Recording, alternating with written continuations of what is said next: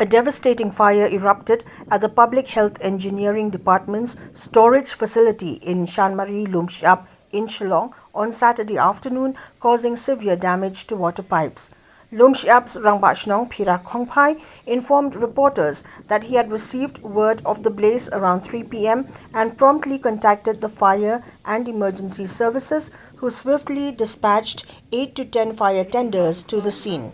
Khongphai suggested that the fire may have been ignited by children playing with fire, potentially spreading to the adjacent PHE storage area where the pipes were housed.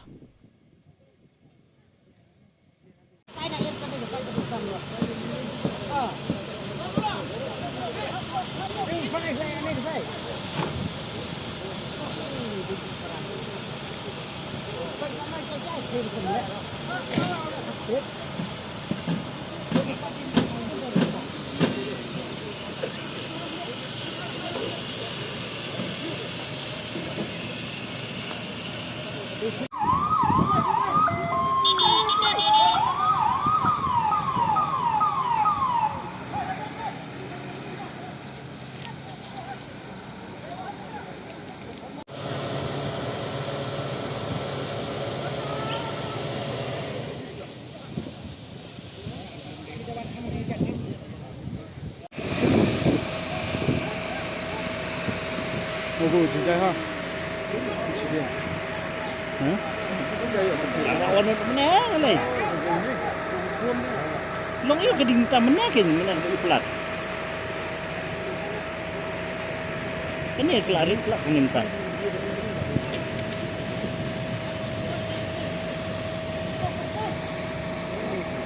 Oh, lại chạy cái yêu mà.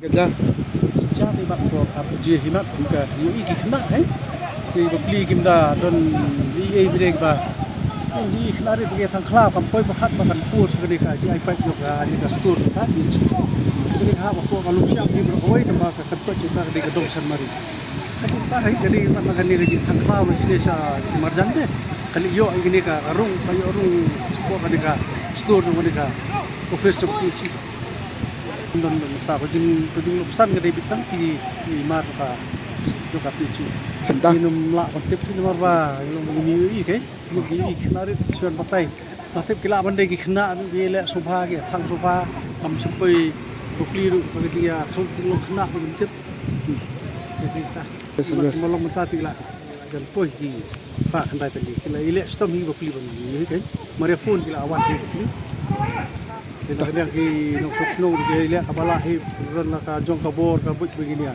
rak ya PHE Executive Engineer Asun disclosed that the initial estimated loss stands at rupees 80 to 85 lakhs approximately, with high density polythene pipes among the assets consumed by the flames.